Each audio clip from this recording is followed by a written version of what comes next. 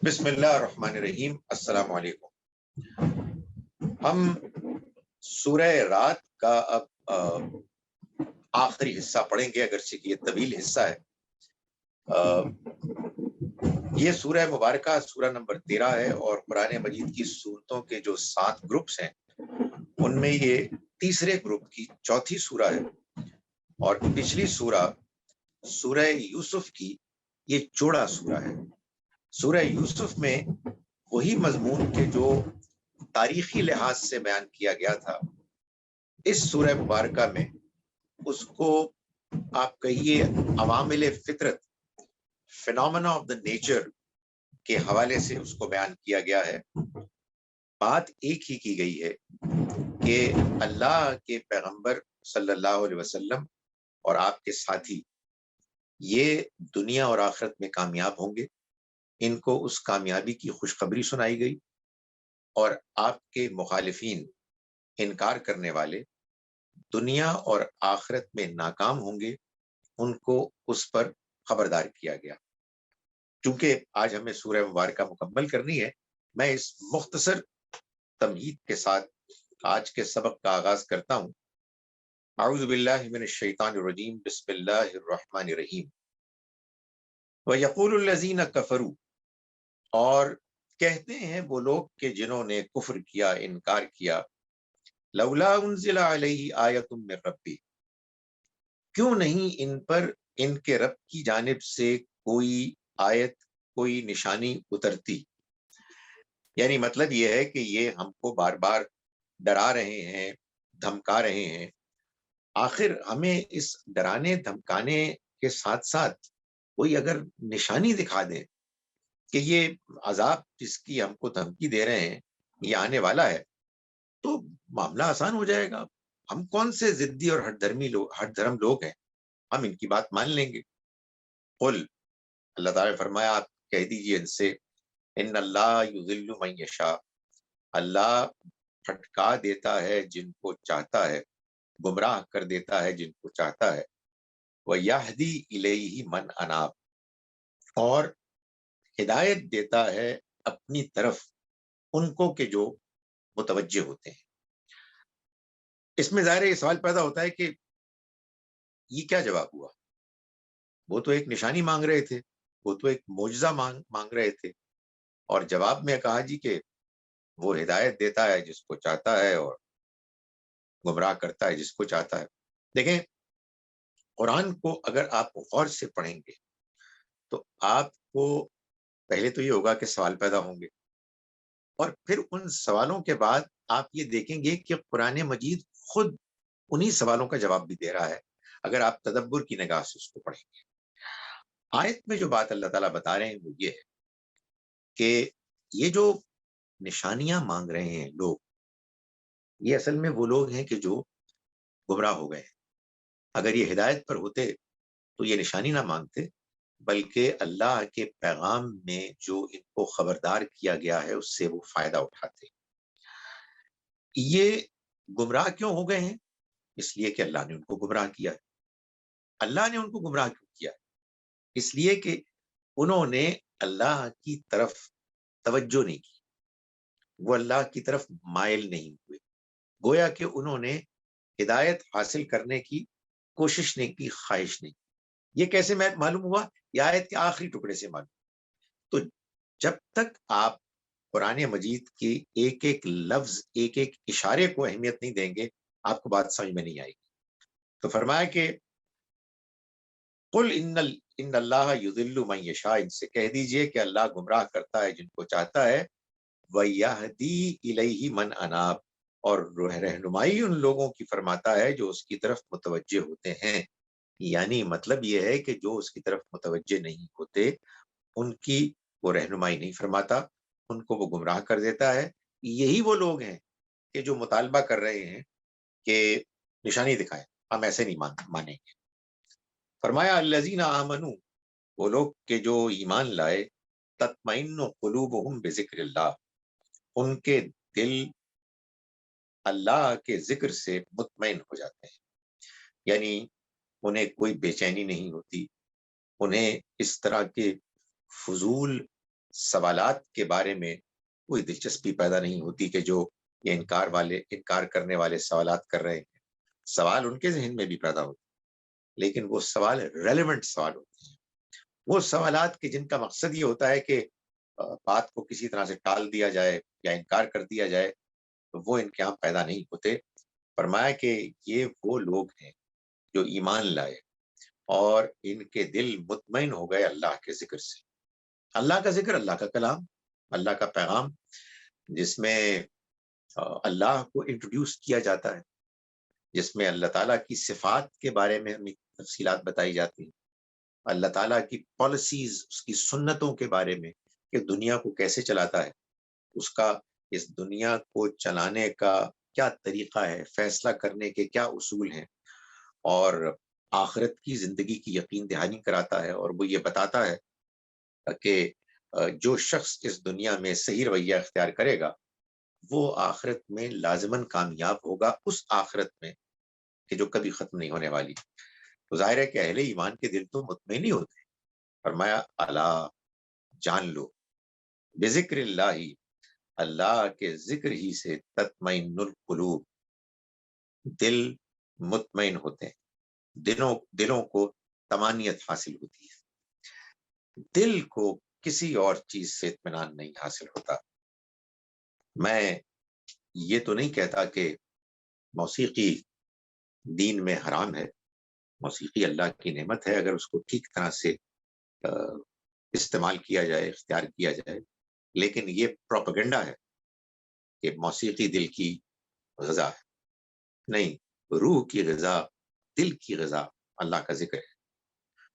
اللہ کا ذکر، اللہ کا کلام، اللہ کا پیغام جب انسان سچائی کے ساتھ، توجہ کے ساتھ پڑھتا ہے تو اس کا دل مطمئن ہوتا ہے. اس کے علاوہ انسان کا دل اور کسی چیز سے مطمئن نہیں ہو سکتا.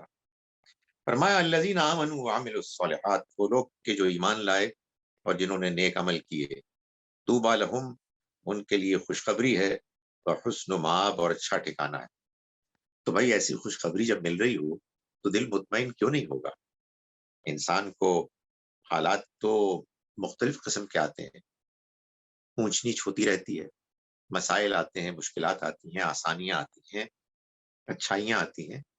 لیکن دل کا اطمینان، چین تو تبھی ہوگا کہ جب آپ کو یہ اطمینان ہو کہ مجھے اللہ کا قرب حاصل ہو گیا ہے، اللہ کے ساتھ تعلق مل گیا ہے، اللہ میری دعائیں سنتا ہے، مجھے اللہ کے پیغام کا فہم حاصل ہو گیا ہے، مجھے اللہ کی اسکیم سمجھ میں آ گئی ہے، مجھے ایک اطمینان سا ہو گیا ہے کہ موت کے بعد انشاءاللہ ناکامی نہیں ہوگی، اللہ تعالیٰ راضی ہوں گے اور کامیابی ہوگی.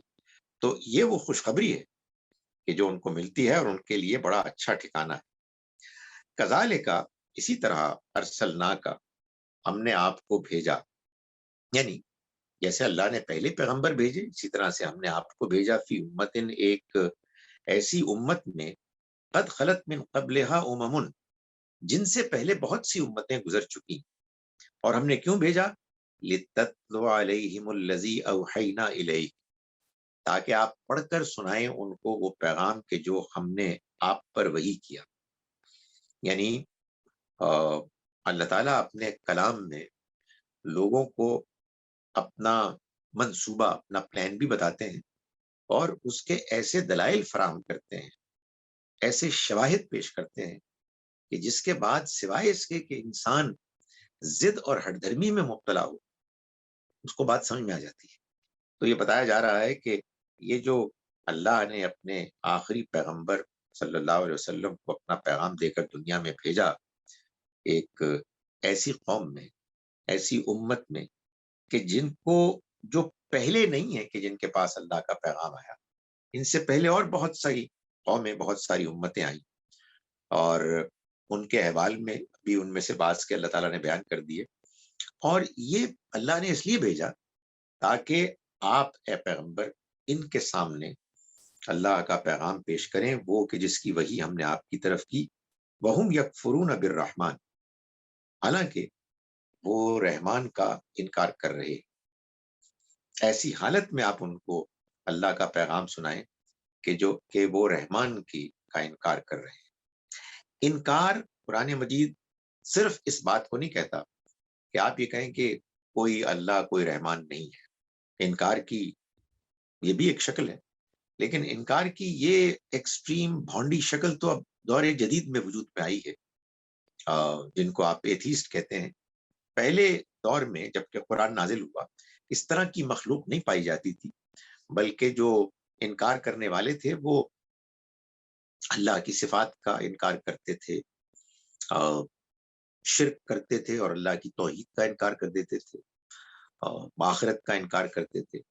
تو اللہ کو جب تک آپ ویسے نہ مانیں جیسے کہ اللہ تعالیٰ ہے، جیسے کہ اللہ اپنے آپ کو منوانا چاہتا ہے، تو اصل میں آپ اللہ کا انکار کر رہے ہیں. قرآن مجید سے معلوم ہوتا ہے کہ وہ لوگ کہ جو آخرت کا انکار کرتے ہیں ادھر حقیقت اللہ کا انکار کرتے ہیں. اس آیہ مبارکہ میں ایک دوسری امپورٹنٹ بات یہ ہے کہ یہاں یہ نہیں کہا گیا کہ وَهُمْ يَكْفُرُونَ بِاللَّهِ، کہ وہ اللہ کا انکار کرتے، بلکہ اللہ کے لیے رحمان کا نام جو صفت رحمت سے اس کو بیان کیا گیا، جس کا مطلب یہ ہے کہ یہ بتایا جا رہا ہے کہ کتنے بدنصیب لوگ ہیں کہ ایک جانب خدائے رحمان ان پر مہربانیاں کر رہا ہے، ان کو ان کی تمام تر نالائقیوں کے باوجود موقعوں پر موقع فراہم کر رہا ہے، اور یہ ظالم اس کے پیغام کا انکار کر رہے ہیں، اس کی اسکیم کا انکار کر رہے ہیں. فرمایا قل هو ربی لا الہ الا ہو، ان سے کہہ دو کہ وہ میرا رب ہے، اس کے سوا کوئی معبود نہیں. علیہ توکلت، میں نے اسی پر بھروسہ کیا، وإلیہ متاب، اور اسی کی طرف میرا لوٹنا ہے. میں نے اسی پر بھروسہ کیا یعنی میں جب اس دنیا میں اس کے بتائے ہوئے طریقے کو اختیار کر کے زندگی گزار رہا ہوں اور اس کے پیغام کو میں لوگوں کے سامنے پیش کر رہا ہوں. اب اس کے بعد لوگ اگر میری مخالفت کرتے ہیں تو میں اس پر بھروسہ کیے گا، وہ مجھے سنبھال لے گا، وہ مخالفوں کی مخالفتوں سے مجھے بچائے گا. جو آزمائش اس نے مجھ پہ ڈالنی ہے وہ تو ظاہر ہے اس کی مرضی ہے، لیکن مجھے اس پر بھروسہ ہے، وہ میرے ساتھ کوئی برا نہیں ہونے دے گا، وہ میرا بھلا چاہتا ہے. اور مجھے اس بات پر بھی اس پر پورا اعتماد اور بھروسہ ہے، اس کا علم مکمل ہے، اس کے فیصلے کبھی غلط نہیں ہو سکتے. تو فرمایا کہ یہ آپ فرمائیے، نبی صلی اللہ علیہ وسلم نے اس بات کو بیان کیا کہ میں اسی پر میں نے بھروسہ کیا اور اسی کی طرف میرا لوٹنا ہے. یعنی مطلب یہ ہے کہ ظاہر دنیا تو سبھی نے چھوڑنی ہے، جو اللہ کو نہیں مانتے یا اللہ کے پلان کو نہیں مانتے تو وہ تو پھر موت کے بعد کی زندگی کے بارے میں کیا سوچ سکتے ہیں. ظاہر ہے یا تو وہ بلینک ہوں گے، یا ان کو خوف ہوگا کہ اب ہمارا بنے گا کیا. لیکن جو اللہ پر بھروسہ کرتا ہے، اللہ کی بات مانتا ہے، اسے تو یہ اطمینان ہوتا ہے کہ مجھے اسی کی طرف لوٹنا ہے. وَلَوْ أَنَّ قُرْآنًا سُيِّرَتْ بِهِ الْجِبَالُ، اگر یہ قرآن ایسا ہوتا کہ اس سے پہاڑ حرکت میں آ جاتے، او قطعت بِهِ الْأَرْض، معاف کیجیے، قرآنًا سُيِّرَتْ بِهِ الْجِبَالُ، اس سے پہاڑ چل پڑتے، او قطعت بِهِ الْأَرْض، یا زمین کٹ جاتی، ٹکڑے ٹکڑے ہو جاتی، پاش پاش ہو جاتی، او کلم بِهِ الموتى، یا اس کے ذریعے سے مردہ کلام کرنے لگتے، بولنے لگتے. اب آگے قرآن نے جو اس جملے کے حصے کا دوسرا حصہ ہے، یہ حصہ تو ہے کہ جو شرط ہے، اس کا جواب شرط بیان نہیں کیا. یعنی آپ کہتے ہیں نا کہ میں جب کمرے میں داخل ہوا تو میں نے دیکھا کہ وہاں دو افراد پہلے سے موجود تھے، تو میں جب کمرے میں داخل ہوا یہ ہے شرط، تو میں نے دیکھا کہ دو افراد پہلے سے موجود تھے، یہ جواب شرط ہے. یہاں کیا ہے کہ شرط بیان ہوئی، جواب شرط کو اللہ تعالیٰ نے محذوف کر دیا، بیان نہیں کیا، تاکہ پڑھنے والے، غور سے پڑھنے والے خود اس کو پورا کر لیں.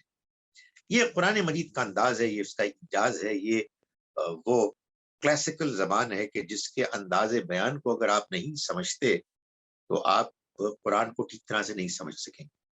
لیکن اس کے لیے کوئی بہت لمبی چوڑی ریاضت کی ضرورت نہیں. آپ قرآن کو غور سے پڑھیں, آپ کو بات سمجھ میں آ جائے گی. کسی اچھے ترجمے کرنے والے کے ترجمے کو دھیان سے پڑھنا شروع کر دیں تو آپ کو یہ بات سمجھ میں آ جائے گی.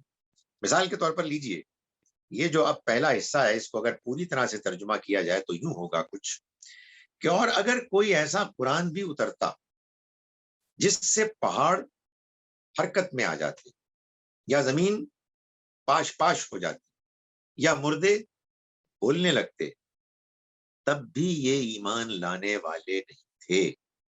یہ پوری بات.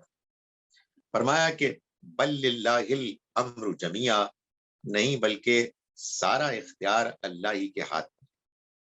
نہیں یعنی ان کا جو دعویٰ ہے, ان کی جو سوچ ہے کہ ان کے بھی کچھ معبود ہیں جن کو کچھ اختیار حاصل ہے, نہیں, یہ بات صحیح نہیں ہے. ایسا نہیں ہے, بلکہ سارا اختیار, سارا فیصلہ اللہ کے ہاتھ میں ہے, جمیعاً, پورے کا پورا. افلم ییأس الذین آمنوا, تو کیا مایوس نہیں کر دیا ان لوگوں کو کہ جو ایمان لائے, یعنی جو ایمان لانے والے ہیں وہ اس بات سے ان کو مایوسی نہیں ہو گئی کہ لو یشاء اللہ لہدی الناس جمیعا, کہ اگر اللہ چاہتا تو اللہ تمام انسانوں کو ہدایت دے دیتا. معاف کیجیے گا, لم ییأس ہے تو مایوسی سے بچنا ہوگا. تو کیا مطمئن نہیں کر دیتی ان کو کہ جو ایمان لائے یہ بات کہ اگر اللہ چاہتا تو سب انسانوں کو ہدایت دے دیتا. معلوم یہ ہوتا ہے کہ اہل ایمان, سچے مومن اس بات پر فکر مند ہوتے تھے, پریشان ہوتے تھے کہ آخر یہ ایمان کیوں نہیں لا رہے. بھائی وہ یہی تو کہہ رہے ہیں کہ ہمیں کوئی نشانی دکھا دی جائے تو ہم بات مان لیں گے, تو بھلا اللہ تعالیٰ ان کو نشانی کیوں نہیں دکھا دیتا. تو اللہ تعالیٰ نے فرمایا کہ کیا ان کو مایوسی سے روکنے والی اور مطمئن کرنے والی یہ بات کافی نہیں ہے کہ اگر اللہ تعالیٰ چاہتا تو تمام انسانوں کو ہدایت دیتا, مگر اللہ نے یہ نہیں چاہا. اللہ نے تو یہ چاہا ہے کہ یہ دنیا کی زندگی ایک امتحان ہو, اور اس امتحان میں ہر انسان کی آزمائش ہو. جو ہدایت پانا چاہتا ہے اس کو ہدایت ملے, اور جو ہدایت سے محروم رہنا چاہتا ہے, ہدایت نہیں پانا چاہتا, وہ گمراہ ہو جائے. تو کیا یہ بات اہل ایمان کو مطمئن نہیں کر رہی؟ وہ اتنے کیوں پریشان ہو رہے ہیں؟ خدا تعالیٰ کا امتحان ایسا امتحان تو نہیں ہے کہ جس میں وہ لوگوں کے ساتھ زیادتی کر رہا ہے. اس نے ہر ایک کو موقع دیا ہے, ہر ایک کے لیے اس نے ہدایت کا راستہ کھولا ہوا ہے. اللہ نے ہر شخص کو اس دنیا میں عقل کے ساتھ بھیجا ہے.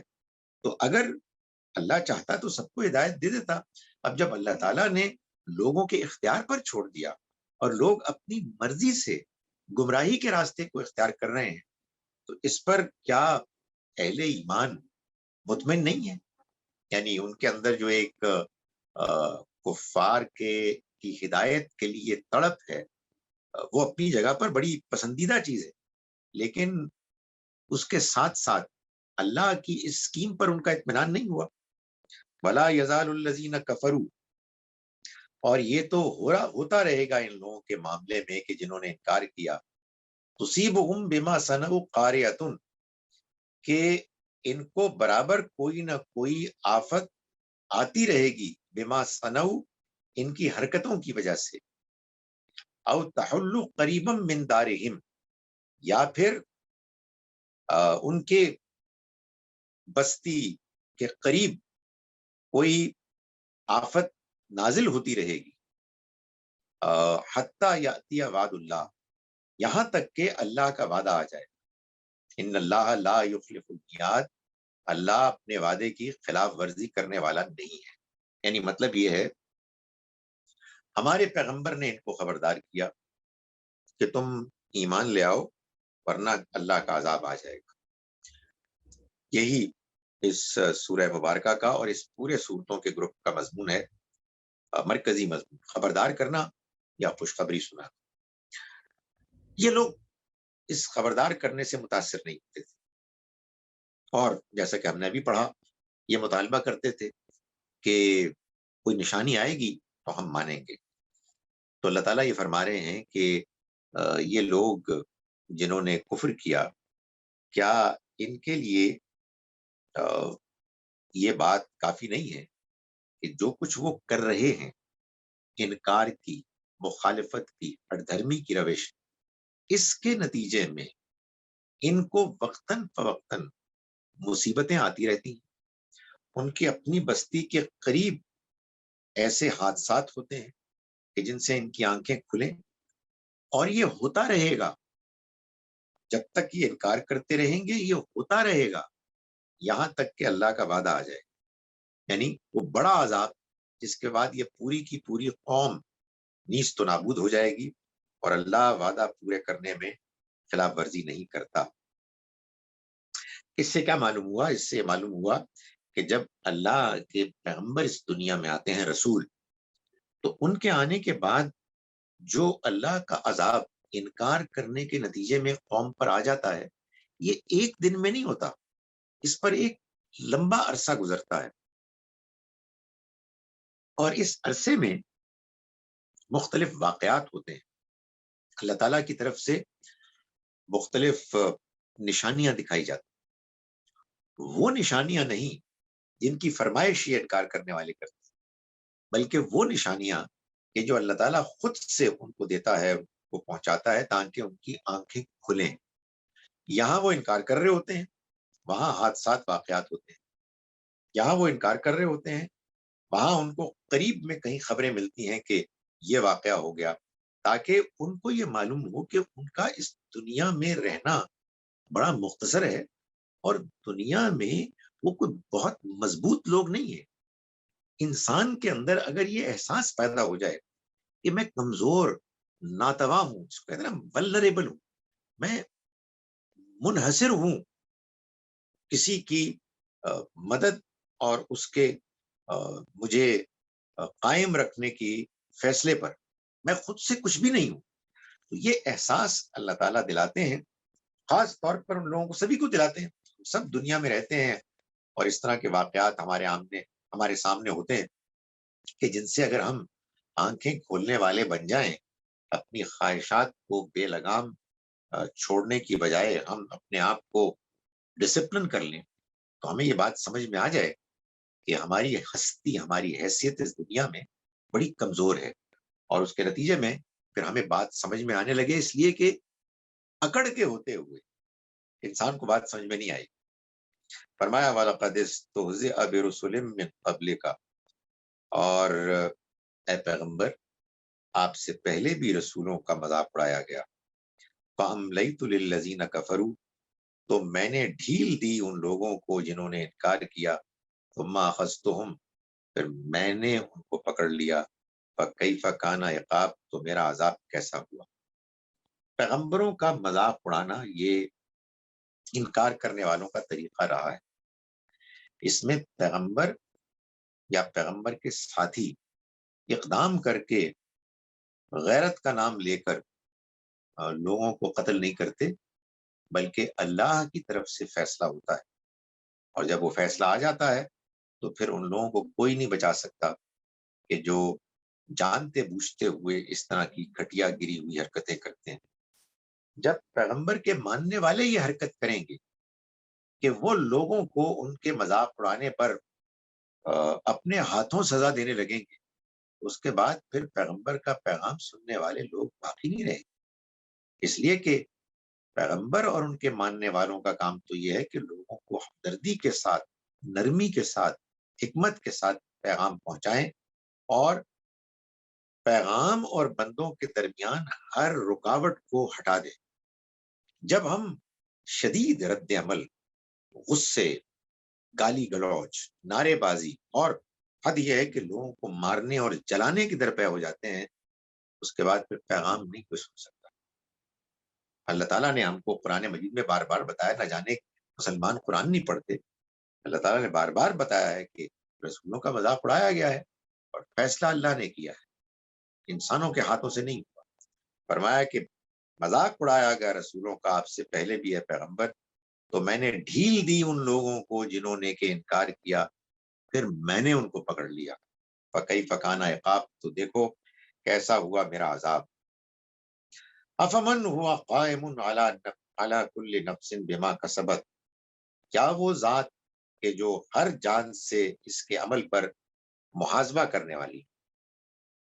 मन हुआ कायमुन, जो कायम है, अला कुल्ली नफ्सिन, हर नफ्स पर, बिमा कसबत, उस पर कि जो उसने कमाया, यानी वो उसका मुहासबा करने वाला है। यहां भी आया मुबारका में जुमले का दूसरा हिस्सा छोड़ दिया गया ताकि पढ़ने वाला, गौर से पढ़ने वाला खुद उसको पूरा कर ले, और उसमें और भी बलागतें, और भी बात को इफेक्टिवली मौसर तरीके से बयान करने के कुछ पहलू होते हैं। जैसे मिसाल के तौर पर यहाँ अगर पूरी बात को समझा जाए तो वो कुछ यूं होगी कि क्या वो जात जो हर जान से उसके अमल पर मुहासबा करने वाली है, और वो जो किसी चीज पर कुदरत नहीं रखते, किसी चीज के ऊपर उनको इख्तियार नहीं है, वो बराबर हो सकते हैं। यानी मतलब ये है कि ये अल्लाह के अलावा औरों को पुकार रहे हैं, औरों की इबादत कर रहे हैं, उनके आगे झुकते हैं, सजदे करते हैं, उनको शर्म भी नहीं आती है, और कोई उनके यहाँ इस बारे में तौबा और इस्लाह का कोई रुझान नहीं है। तो क्या ये उस जात के मुकाबले में औरों को सजदा कर रहे हैं, औरों को माबूद मान रहे हैं, कि जो हर जान पर, उसके अमल पर मुहासबा करने वाला है, और ये कि जिनको किसी चीज पर भी कोई कुदरत कुदरत हासिल नहीं है, ये दोनों बराबर हो सकते हैं। इनका जिक्र क्यों नहीं किया गया? इकारत, ये इस काबिल नहीं है कि इनका जिक्र किया जाए। तो अल्लाह ताला ने पहली बात करके मामले को छोड़ दिया। फरमाया हम तुनब्बिऊन वजालू लिल्लाहि शुरका, और इन्होंने अल्लाह के शरीक ठहराए। कुल सम्मूहुम, इनसे कहो इनके नाम बताओ, नाम तो लो जरा इनके, कौन है ये? फरमाया अम तुनब्बिऊनहु बिमा ला यअलमु फिल अर्दि अम बिज़ाहिरिन मिनल कौल, अम तुनब्बिऊनहु, क्या तुम उसको बता रहे हो, यानी अल्लाह को, बिमा ला यअलमु फिल अर्द, वो के जो वो नहीं जानता जमीन में। यानी मतलब ये है कि उसके इल्म में तो ऐसी कोई चीज नहीं, जमीन में वजूद से वो बेखबर है उनके। हम बिज़ाहिरिन मिनल कौल, या यूं ही जाहिरी बात कर रहे हैं, यानी बगैर किसी वजह के एक बात उड़ा रहे हैं, यूं ही हवाई बातें कर रहे हैं। यानी मतलब ये है कि अगर तुम ये दावा कर रहे हो कि अल्लाह के अलावा और माबूद है जिनको तुम पूछते हो, जिनके आगे सजदा करते हो, जिनसे तुम मांगते हो, कौन है वो? क्या तुम अल्लाह को वो बात बता रहे हो कि जो इसकी खबर उसको नहीं है, या ऐसे ही तुम गप मार रहे हो, जो जबान में आता है वो बकते चले जा रहे हैं? फरमाया बल ज़ुय्यिना लिल्लज़ीना कफरू मकरुहुम, नहीं, बल्कि असल बात यह है कि वो कि जिन्होंने इनकार किया, उनके मकर, उनके फरेब, उनकी चाल उनके लिए खुशनुमा बना दी गई, अट्रैक्टिव बना दी गई। उनकी चाल, यानी ये चाल कि जो उन्होंने चली, कि वो मक्के में और अरब के इस सरजमीन में अपने इक़्तिदार को कायम रखें, और इस इक़्तिदार को कायम रखने के लिए उन्होंने फिर ये एक सियासी हरबा इख्तियार किया कि उन लोगों को कि जो अल्लाह के अलावा औरों को पुकारते थे, उनके बुतों को इकट्ठा कर लिया गया ताकि उनको एक सियासी तौर पर एक हैसियत हासिल हो और सपोर्ट हासिल हो सबकी। और ये चाल थी, और ये चाल ज़ाहिर है कि वो दूसरों को भी धोखा देने के लिए चल रहे थे, खुद अपने आप को भी धोखा दे रहे थे। फरमाया वसुद्दू अनिस सबील, और वो सीधे रास्ते से रोक दिए गए। जब कोई शख्स गलत काम करता है जानबूझकर, उसकी नीयत गलत होती है, उसे दुनिया का, माल का, इक़्तिदार का नशा होता है, और जिसकी वजह से वो लोगों को धोखा देता है, तो वो खुद अपने आप को धोखा दे रहा होता है, और उसके नतीजे में वो सीधे रास्ते से रुक जाता है, रोक दिया जाता है। फरमाया वमन युदिलिल्लाहु, और जिसे अल्लाह गुमराह कर दे, फमा लहू मिन हाद, تو اس کا کوئی ہدایت دینے والا نہیں بن سکتا۔ لہم عذاب فی الحیات الدنیا، ان کے لیے دنیا کی زندگی میں بھی عذاب ہوگا، ولا عذاب الآخرت یا شق، اور آخرت کا عذاب تو کہیں زیادہ سخت بھاری ہوگا۔ وما لہم من اللہ من واق، اور انہیں اللہ سے، اللہ کے مقابلے میں کوئی بچانے والا نہیں ہوگا۔ یہ ہے وہ خبردار کرنا، انذار کرنا، وارن کرنا، جس کو قرآن مجید نے جگہ جگہ بیان کیا ہے، تاکہ یہ نہ ہو کہ کچھ لوگ، جیسا کہ قرآن نے بتایا، آخرت میں پکڑے جائیں اور وہ بے خبر رہے، بے خبر تھے، انہیں معلوم ہی نہیں۔ فرمایا مثل الجنت التی وعد المتقون، اس جنت کی تمثیل، اس جنت کی تصویر، وعد المتقون، جس کا متقیوں سے، پرہیزگاروں سے وعدہ کیا گیا ہے، وہ کیا تصویر ہے؟ تجری من تحتها الانہار، اس کے نیچے نہریں بہتی ہوں گی، وکلھا دائم وظلھا، اس کا پھل بھی دائمی، ہمیشہ کے لیے، اور اس کا سایہ بھی دائمی۔ یہ بات معلوم ہے کہ قرآن مجید میں جنت اور جہنم کی جو تصویر کشی کی گئی ہے، اس کو قرآن مجید نے خود متشابہات آیات قرار دیا ہے، یعنی وہ استعارے کی زبان، میٹافوریکل، اس لیے کہ جنت کی نعمتوں کو اس دنیا میں رہتے ہوئے ہم تصور نہیں کر سکتے، وہ اتنی حسین ہے کہ ہمارے اس دنیا میں جو امیجنیشن ہے اس کی حد سے باہر ہے۔ تو اللہ تعالیٰ نے اس دنیا میں جو بہترین زندگی کا ایک امکان ہے، اس کا نقشہ کھینچا ہے قرآن مجید میں، اور بتایا ہے کہ جنت ایسی ہوگی، اور یہ بھی بتا دیا کہ یہ متشابہات، اور وہ نقشہ کھینچا ہے کس کے لحاظ سے؟ 21ویں صدی کے کسی انسان کے لحاظ سے نہیں، قرآن اصلاً اترا ہے عرب کے لوگوں پر، عرب کے بدوؤں پر۔ عرب کے بدو کے سامنے جو بہترین زندگی کا ایک نقشہ تھا، اس کو اللہ تعالیٰ نے بیان فرما دیا، فرمایا کہ اکلھا دائمن، اکلھا دائمن وظلھا، اس کا پھل بھی دائمی ہوگا، اس کا سایہ بھی، ظاہر ہے سخت گرمی وہاں صحرا میں پڑتی تھی، تو ان کے لیے سائے کو ایک انسینٹیو بنایا گیا۔ فرمایا کہ دل کا عقبى الذین اتقوا، یہ انجام ہے ان لوگوں کا کہ جنہوں نے تقوی اختیار کیا، وعقبى الکافرین النار، اور انکار کرنے والوں کا انجام آگ، دوزخ ہے۔ والذین آتیناہم الکتاب، اور وہ لوگ کہ جن کو ہم نے کتاب دی، یعنی پچھلی کتابیں، یفرحون بما انزل الیک، وہ اس چیز پر خوش ہو رہے ہیں کہ جو آپ پر اتاری گئی، یعنی مطلب یہ ہے کہ اللہ نے قرآن مجید سے پہلے پچھلی کتابوں میں یہ بات بتا دی تھی کہ ایک پیغمبر اللہ کی کتاب کے ساتھ بعد میں آنے والے ہیں۔ جن لوگوں نے پچھلی کتاب کو پڑھنے کا حق ادا کیا، ظاہر ہے جس زمانے میں قرآن نازل ہو رہا تھا، تو ان کو، جیسا کہ قرآن سے معلوم ہوتا ہے، جب قرآن کا تعارف ہوا تو وہ تو پھولے نہیں سمائے۔ سورہ قرآن مجید میں، سورہ مائدہ میں یہ بتایا گیا کہ اذا سمعوا ما انزل الى الرسول ترى اعینهم تفیض من الدم مما عرفوا من الحق،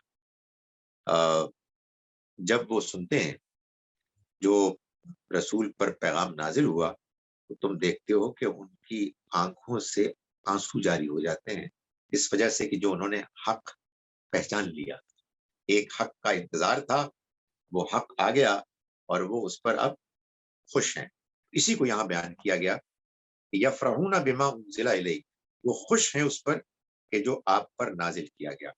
یہ مکے میں تو ایک خبر تھی، مدینے میں جا کے وہ خبر اپنے عملی شکل میں سامنے آ گئی۔ وَمِنَ الْأَحْزَابِ مَن يُنْكِرُ بَعْضَهُ، اور جو گروہ ہیں وہ ان میں سے بعض کا انکار کرتے ہیں، یعنی جو گروہ جن کو کہ نبی صلی اللہ علیہ وسلم نے دعوت پہنچائی، تو ان جماعتوں میں سے وہ ایسے بھی ہیں جو اس کے بعض حصوں کا انکار کرتے ہیں، وہ حصے جو ان کی منشا مرضی کے خلاف۔ یہ بھی انسان کی بڑی بدنصیبی ہوتی ہے کہ وہ ایک حق بات کو پہچان لیتا ہے، لیکن اس کے باوجود وہ اس میں سے ان چیزوں کو بس مانتا ہے کہ جو اس کی مرضی کے مطابق ہوتی ہیں، اور جو اس کی مرضی کے برخلاف ہوتی ہیں ان کا انکار کر دیتا ہے۔ تو فرمایا کہ جو اس گروہوں جماعتوں میں سے کچھ لوگ ایسے ہیں جو اس کے بعض حصوں کا انکار کرتے ہیں، یعنی وہ حصے کے جو ان کی اپنی روایات کے خلاف ہیں، جو توحید پر مبنی ہے۔ قل انما امرت ان اعبد اللہ، ان سے کہہ دیجئے کہ مجھے حکم دیا گیا ہے کہ میں اللہ کی عبادت کروں، ولا اشرک بھی، اور میں اس کے ساتھ شریک نہ ٹھہراؤں۔ الیہ ادعو و الیہ مآب، اسی کی طرف میں دعوت دے رہا ہوں اور اسی کی طرف میرا لوٹنا ہے۔ تو میری پوزیشن تو بالکل کلیئر، بالکل واضح ہے۔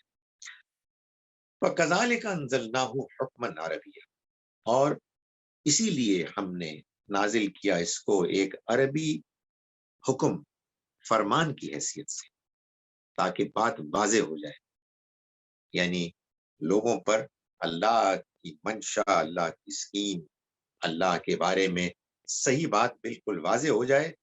یہ اللہ کی وہ کتاب ہے کہ جو فرمان حکم ہے، اس کے آگے کسی اور کی نہیں چل سکتی، یہ اللہ کا آخری فیصلہ ہے، جو پچھلے پیغمبروں کے زمانے میں بھی اللہ نے نازل کیا، مگر لوگوں نے اس کو بدل دیا۔ اب اللہ کا یہ فیصلہ ایسا ہے کہ یہ نہیں بدلے گا۔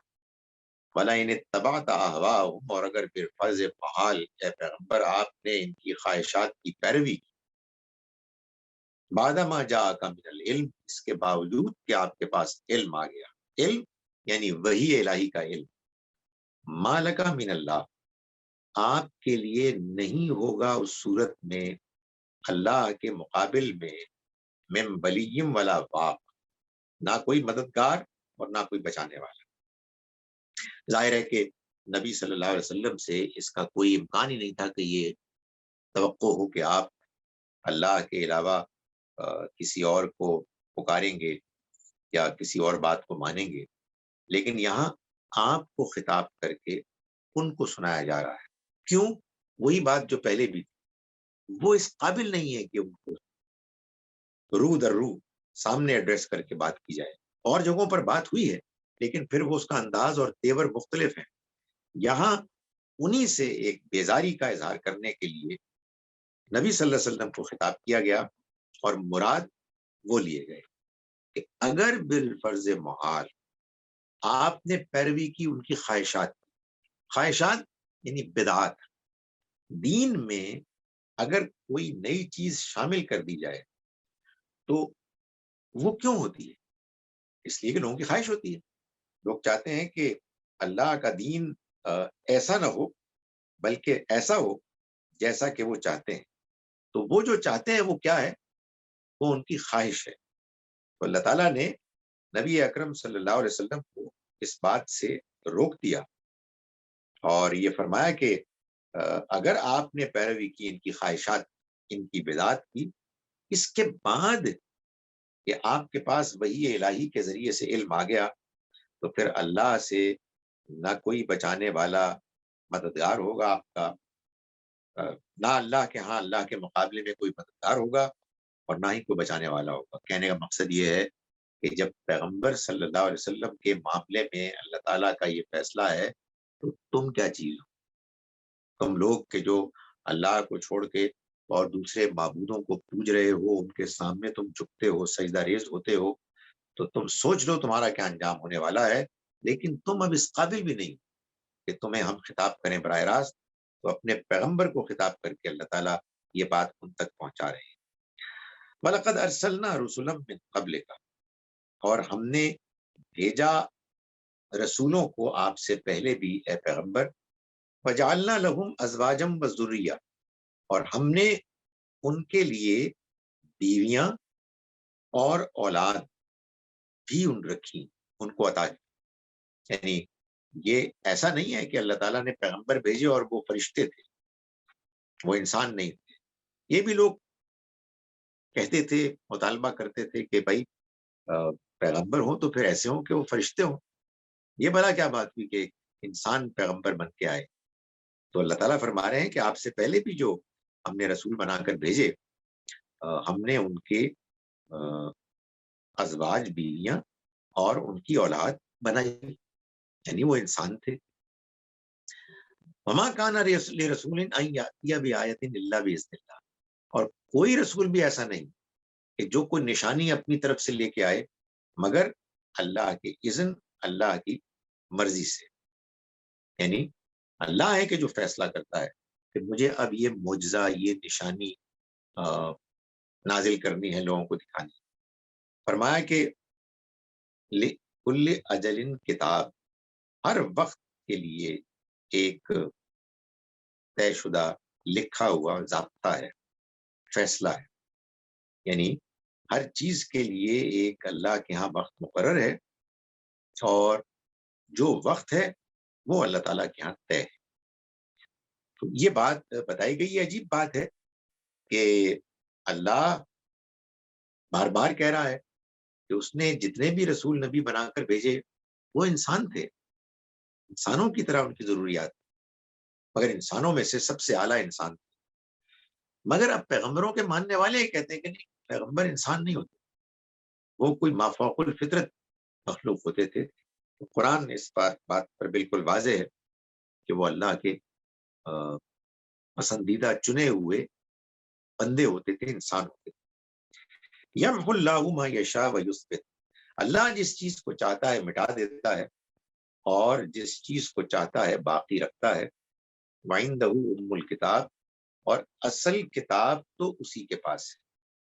یعنی مطلب یہ ہے کہ اللہ نے دنیا کو چلانے کے لیے جو نظام بنایا ہوا ہے اس میں کچھ باتیں تو وہ ہیں کہ جو بالکل طے، وہ تو اٹل ہیں، اور کچھ باتیں وہ ہیں کہ جو فلیکسیبل ہیں، اگر آپ ایسا کریں گے تو ایسا ہوگا، اگر ویسا کریں گے تو ویسا ہوگا۔ آپ اگر ہدایت چاہیں گے تو آپ کو ہدایت مل جائے گی، اگر آپ گمراہی چاہیں گے تو آپ کو گمراہی مل جائے گی۔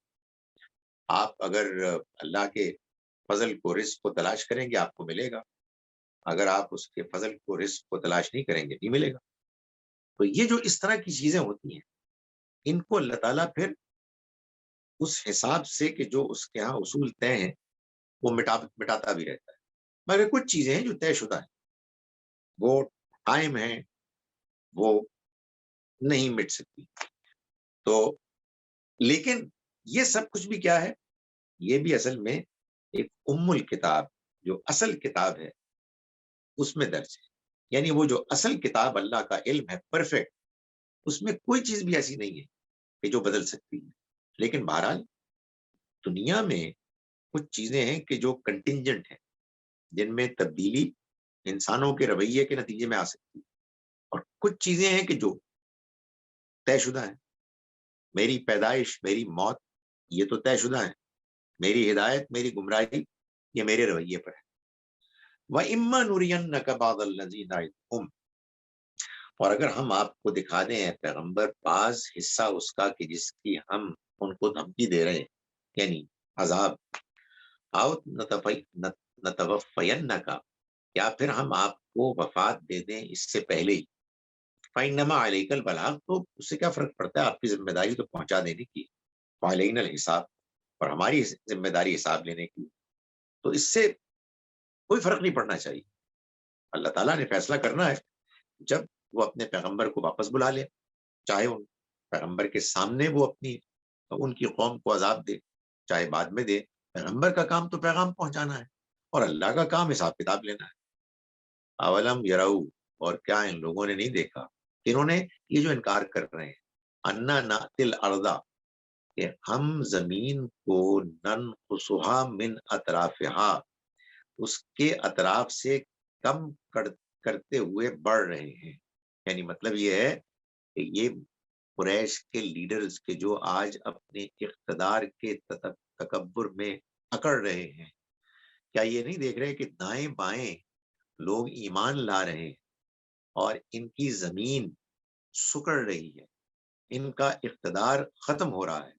لیکن جو شخص، جو گروہ اقتدار کے نشے میں ہوتا ہے، جب تک کہ اس کا آخری وقت نہیں آ جاتا اس وقت تک وہ کرتا رہتا ہے. فقد مکر الذین من قبلہم، اور چالیں چلی ان لوگوں نے بھی جو ان سے پہلے وہ گزرے. ظاہر ہے لوگ دھوکہ دیتے ہیں، چالیں چلتے ہیں کسی طرح سے سروائیو کرنے کے لیے، مختلف جتن کرتے ہیں. پچھلے لوگوں نے بھی کیا. وَلِلَّهِ الْمَكْرُ جَمِيعًا، لیکن چالیں سب اللہ کے اختیار میں. قرآن نے کہا نا کہ وَمَكَرُوا مَكْرًا وَمَكَرْنَا مَكْرًا، انہوں نے بھی ایک چال چلی اور ایک ہم نے بھی چال چلی. اور فرمایا کہ واللہ خیر الماکرین، سب سے بہترین تدبیر کرنے والا تو اللہ ہے. یہ مکر کہتے ہیں خفیہ چال کو، تدبیر کو. یہ اگر منفی مقصد کے لیے آئے تو وہ مکر ہے جس سے مکار نکلا ہے ہمارے یہاں. لیکن اگر یہی مکر اچھے مقصد کے لیے پلاننگ ہو اور اللہ تعالیٰ ایک سٹل طریقے سے، غیر محسوس طریقے سے کچھ فیصلے کرے، اس کو بھی عربی میں مکر ہی کہتے ہیں. فرمایا کہ وقد مکر الذین من قبلہم، اور جو ان سے پہلے وہ گزرے انہوں نے بھی چالیں چلی. وللہ المکر جمیعا، تو سب چالوں کا اختیار اللہ کو ہے. یعلم ما تکسب کل نفس، ہر جان جو کچھ کرتی ہے اس کو وہ جانتا ہے. وسیعلم الکفار، اور ان قریب جان لیں گے یہ کفار، انکار کرنے والے، لمن عقبت دار، کہ آخرت کی کامیابی کس کے لیے ہے. وَيَقُولُ الَّذِينَ كَفَرُوا، اور کہتے ہیں یہ کافر جنہوں نے انکار کیا، رستہ مرسلہ، کہ آپ اللہ کی طرف سے بھیجے ہوئے نہیں ہیں. قل، آپ کہہ دیجئے، کفا باللہ شہیدم بینی و بینکم، میرے اور تمہارے درمیان کافی ہے اللہ گواہ کی حیثیت سے. ومن عندہ علم الکتاب، اور گواہی کے لیے وہ بھی کافی ہے جن کے پاس کتاب کا علم ہے، یعنی اہل کتاب، اچھے اہل کتاب، وہ بھی اس بات کی گواہی دیں گے کہ میرا یہ پیغام اللہ کا پیغام ہے، اور اللہ تعالیٰ کے پیغام ہی کے طور پر یہ میں تم لوگوں کے سامنے پیش کر رہا ہوں. اقول قولی ھذا واستغفر اللہ لی ولکم. اب میں ان آیات کا ترجمہ ایک مرتبہ پھر پیش کر رہا ہوں، اس سے پہلے کہ آپ لوگوں کے لیے سوال کرنے کا موقع ہے. ہم نے آج آیت نمبر 27 سے اپنے سبق کا آغاز کیا. بسم اللہ الرحمن الرحیم. وَيَقُولُ الَّذِينَ كَفَرُوا، اور کہتے ہیں وہ لوگ کہ جنہوں نے انکار کیا، لولا انزل علیہ آیۃ من ربی، ان پر اللہ کی طرف سے کوئی آیت کیوں نہیں اتاری جاتی. قل ان اللہ یضل من یشاء، آپ کہہ دیجئے کہ اللہ گمراہ کرتا ہے جن کو چاہتا ہے. وَيَهْدِي إِلَيْهِ مَنْ أَنَابَ، اور اپنی طرف رہنمائی دیتا ہے ان کو کہ جو اس کی طرف متوجہ ہوتے ہیں. الذین آمنوا، یہ وہ لوگ ہیں کہ جو ایمان لائے. وَتَطْمَئِنُّ قُلُوبُهُم بِذِكْرِ اللَّهِ، اور ان کے دل اللہ کے ذکر سے مطمئن ہو گئے. الا، سن لو، بذکر اللہ تطمئن القلوب، اللہ کے ذکر ہی سے دل مطمئن ہوتے ہیں. الذین آمنوا وعملوا الصالحات، وہ لوگ کہ جو ایمان لائے اور جنہوں نے نیک اعمال کیے. طوبی لہم، ان کے لیے خوشخبری ہے. اور حسن مآب، اور اچھا ٹھکانہ ہے. کذالک ارسلناک، اسی طرح سے ہم نے بھیجا ہے پیغمبر آپ کو، فی امتن، ایک ایسے گروہ میں، قد خلت من قبلہا امم، جن سے پہلے بھی بہت سی امتیں، بہت سے گروہ آئے. ہم نے بھیجا آپ کو لتتلو علیہم الذی اوحینا الیک، کہ آپ پڑھ کر سنائیں ان کو وہ پیغام کے جو ہم نے آپ پر وحی کیا. فہم یکفرون بالرحمن، جبکہ وہ رحمان کا انکار کر رہے ہیں. قل ہو ربی، آپ کہہ دیجئے کہ وہ میرا رب ہے. لا الہ الا ہو، نہیں ہے کوئی معبود اس کے سوا. علیہ توکلت، اسی پر میں نے بھروسہ کیا. وإلیہ متاب، اور اسی کی طرف میرا لوٹنا ہوگا. ولو ان قرآن سیرت بہ الجبال، اور اگر کوئی قرآن ایسا ہوتا کہ چل پڑتے جس کے ساتھ اس کے نتیجے میں پہاڑ. او قطعت بہ الارض، یا جس کے ذریعے سے زمین ٹکڑے ٹکڑے ہو جاتی، پاش پاش ہو جاتی. اب کلما بہ الموتى، یا جس کے ذریعے سے مردہ بات کرنے لگتے، تو یہ تب بھی ایمان نہ لاتے. بل للہ الامر جمیعا، نہیں، اختیار ان کے پاس، ان کے معبودوں کے پاس نہیں ہے، بلکہ اللہ کے پاس ہے سارا فیصلہ. افلم یہی اصل الذین آمنوا، تو کیا مطمئن نہیں کر رہی، مایوسی دور نہیں کر رہی ان لوگوں کی کہ جو ایمان لائے، اللہ یشاء اللہ، یہ بات کہ اگر اللہ چاہتا لہدی الناس جمیعا، تو وہ تمام انسانوں کو ہدایت دے دیتا، ولا یزال الذین کفروا، اب تو یہ ہوتا رہے گا، تصیبہم بما صنعوا قارعۃ، کہ جو کچھ یہ کرتوت کرتے ہیں اس کی نتیجے میں سزائیں، حادثات ہوتے رہیں گے، او تحل قریبا من دارہم، یا کوئی آفت اتر پڑے گی ان کی بستی سے کہیں قریب، یہ ہوتا رہے گا، حتی یاتی وعد اللہ، یہاں تک کہ اللہ کا وعدہ آ جائے گا، ان اللہ لا یخلف المیعاد، اللہ وعدوں کے، اپنے وعدوں کا کی خلاف ورزی کرنے والا نہیں۔ الحمدللہ۔ وَلَقَدِ اسْتُهْزِئَ بِرُسُلٍ مِّن قَبْلِكَ، اور اے پیغمبر آپ سے پہلے بھی بہت سے رسولوں کا مذاق اڑایا گیا، فَأَمْلَيْتُ لِلَّذِينَ كَفَرُوا، تو میں نے ڈھیل دی ان لوگوں کو جنہوں نے انکار کیا، ثُمَّ أَخَذْتُهُمْ، پھر میں نے ان کو پکڑ لیا، فَكَيْفَ كَانَ عقاب، تو دیکھو کیسا ہوا میرا عذاب۔ أَفَمَنْ هُوَ قَائِمٌ عَلَى كُلِّ نَفْسٍ بِمَا كَسَبَتْ، تو کیا بھلا وہ ذات کہ جو ہر نفس پر اس کا حساب دینے کے لیے موجود کھڑی ہے، ان جیسے ہو سکتا ہے، وہ ہستی ان جیسی ہو سکتی ہے کہ جن کے پاس کوئی اختیار ہی نہیں، وَجَعَلُوا لِلَّهِ شُرَكَاءَ، اور یہ اللہ کے شریک ٹھہراتے ہیں، قُلْ سَمُّوهُمْ، ان سے کہو کہ نام تو لیں ان کے، أَمْ تُنَبِّئُونَهُ بِمَا لَا يَعْلَمُ فِي الْأَرْضِ، یا تم اس کو یعنی اللہ کو بتانا چاہتے ہو وہ کہ جو وہ نہیں جانتا زمین میں کہ کہیں بھی کوئی ایسے لوگ ہیں، ہم ظاہر من القول، یا محض اپنے زبان سے باتیں بے پرواہی کے ساتھ نکال رہے ہیں، بل زین للذین کفروا، نہیں ان کے اور ان کے معبودوں کے پاس کوئی اختیار نہیں، بلکہ بات یہ ہے کہ خوشنما بنا دی گئی ان لوگوں کے لیے کہ جنہوں نے انکار کیا، مکرہم، ان کی چالیں، وصدوا عن السبیل، اور وہ روک دیے گئے سیدھے راستے سے، ومن یضلل اللہ، اور جنہیں اللہ گمراہ کر دے، فما لہ من ہاد، تو ان کا کوئی ہدایت دینے والا نہیں ہو سکتا، لہم عذاب فی الحیات الدنیا، ان کے لیے دنیا کی زندگی میں بھی عذاب ہوگا، ولا عذاب الآخرت یشق، اور آخرت کا عذاب تو زیادہ بھاری ہوگا، وما لہم من اللہ من واق، اور ان کو اللہ سے بچانے والا کوئی نہیں ہوگا۔ مثل الجنت التي وعد المتقون، اس جنت کی تصویر کے جس کا وعدہ متقیوں سے کیا جا رہا ہے، تجری من تحتها الانہار، ایسی ہوگی کہ اس کے نیچے نہریں جاری ہوں گی، وکلھا دائمن، اس کا پھل دائمی ہوگا، وظلھا، اور اس کا سایہ بھی دائمی ہمیشہ کے لیے ہوگا، تلک عقبی الذین اتقوا، یہ انجام ہے ان لوگوں کا جنہوں نے تقوی اختیار کیا، وعقبی الکافرین النار، اور کافروں کا انجام آگ دوزخ، والذین آتیناہم الکتاب، اور وہ لوگ کہ جن کو ہم نے کتاب دی، یفرحون بما انزل الیک، وہ اس چیز پر خوش ہو رہے ہیں جو آپ پر اتاری گئی، ومن الاحزاب، اور ان جماعتوں میں سے من ینکر بعضہ، ایسے بھی ہیں جو اس کے بعض حصوں کا انکار کرتے ہیں، قل انما امرت، ان سے کہہ دو کہ میں حکم دیا گیا ہوں، ان اعبد اللہ، کہ میں اللہ کی عبادت کروں، ولا اشرک بہ، اور میں اس کے ساتھ شریک نہ ٹھہراؤں کسی کو،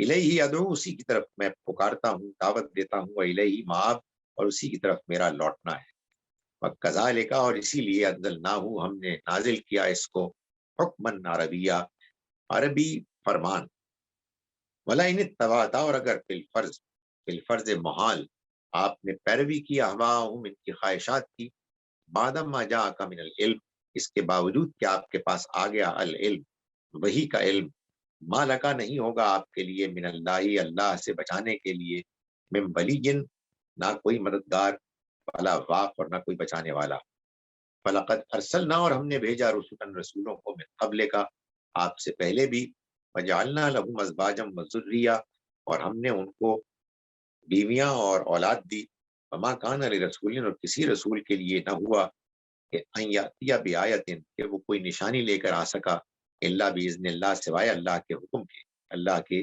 اجازت کے، لکل اجل کتاب، ہر اجل کے لیے، وقت کے لیے ایک نوشتہ، ایک فیصلہ موجود ہے، یمحو اللہ، اللہ مٹا دیتا ہے ما یشاء جو چاہتا ہے، ویثبت اور قائم رکھتا ہے جو چاہتا ہے، وعندہ ام الکتاب اور اصل کتاب بھی اسی کے پاس ہے۔ وَإِمَّا نُرِيَنَّكَ بَعْضَ الَّذِي نَعِدُهُمْ اور اگر ہم آپ کو دکھا دیں پیغمبر بعض وہ حصہ جس کا ہم وعدہ کر رہے ہیں ان سے، جس کی ہم نے دھمکی دی ان کو، آؤ نَتَوَفَّيَنَّكَ یا ہم وفات دے دیں آپ کو، فَإِنَّمَا عَلَيْكَ الْبَلَاغُ اس سے کیا فرق پڑتا ہے، آپ کی ذمہ داری تو بس پہنچا دینے کی ہے، وَعَلَيْنَا الْحِسَابُ اور ہماری ذمہ داری حساب کتاب کی ہے۔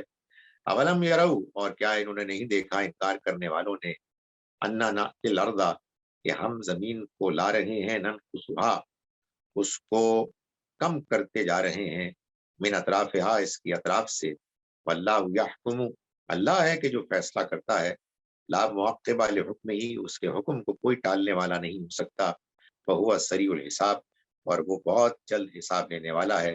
فقد مکر الذین من قبلہم اور چالیں چلی ان لوگوں نے بھی کہ جو ان سے پہلے ہو گزرے، فللہ المکر جمیعا اللہ کے لیے ہے تمام چالیں، تمام چالوں کا اختیار۔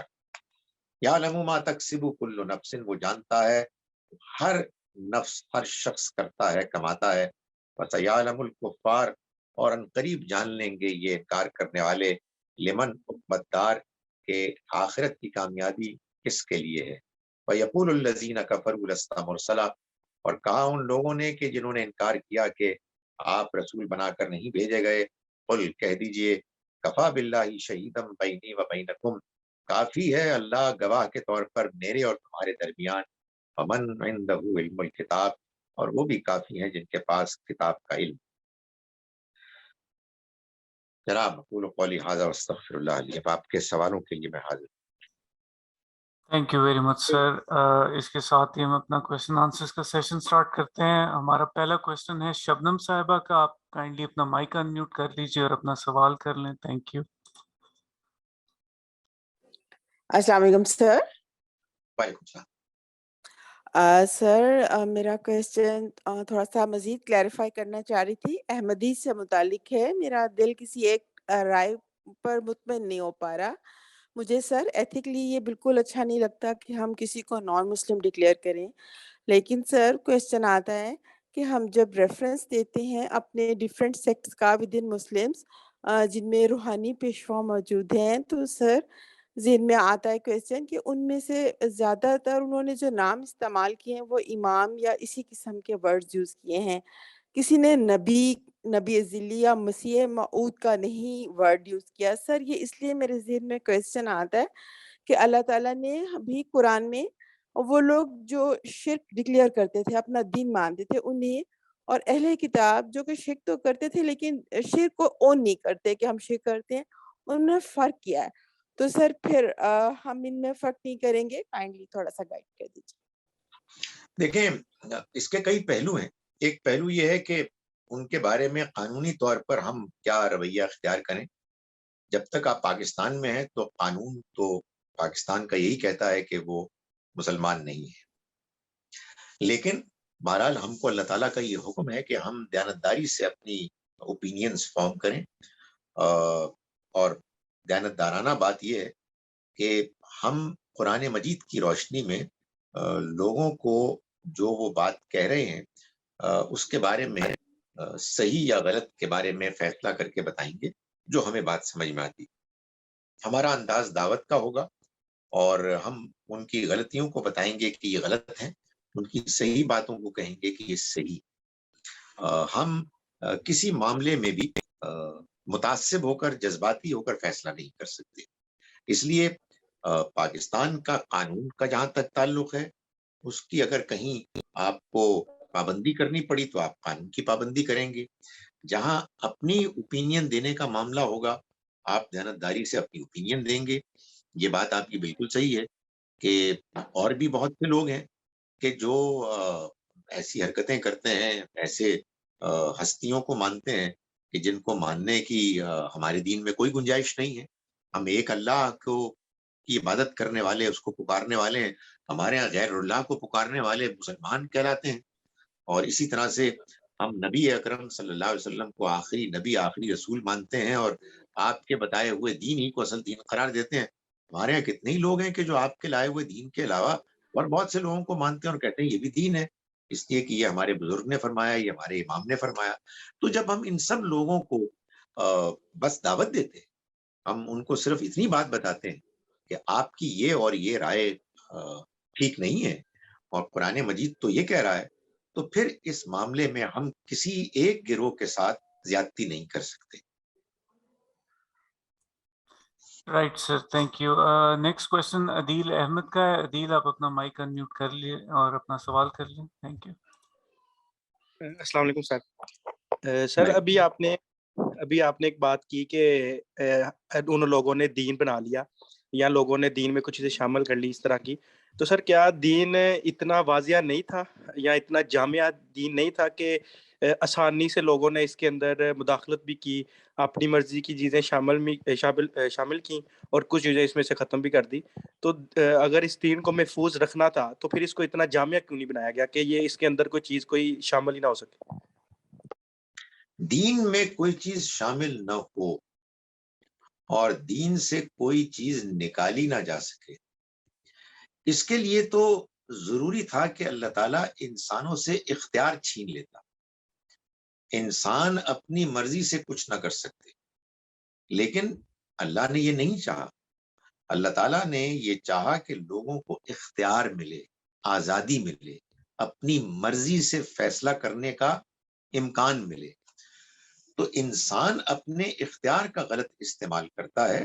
دین تو اللہ تعالیٰ نے بالکل واضح، مکمل اور محفوظ کر کے دے دیا. لیکن کیا کریں کہ انسانوں کا جی چاہتا ہے کہ وہ اپنی منمانی کریں. ابھی دیکھ لیے، آج ہی میں کہیں گفتگو کر رہا تھا کہ دین میں مثال کے طور پر کون نہیں جانتا کہ ہم دنیا میں جب ہمارے میں سے کوئی رخصت ہوتا ہے تو ان کو غسل دیتے ہیں، کفن پہناتے ہیں، نماز جنازہ پڑھتے ہیں، وہ دفنا دیتے ہیں، بس اس کے علاوہ کچھ بھی نہیں.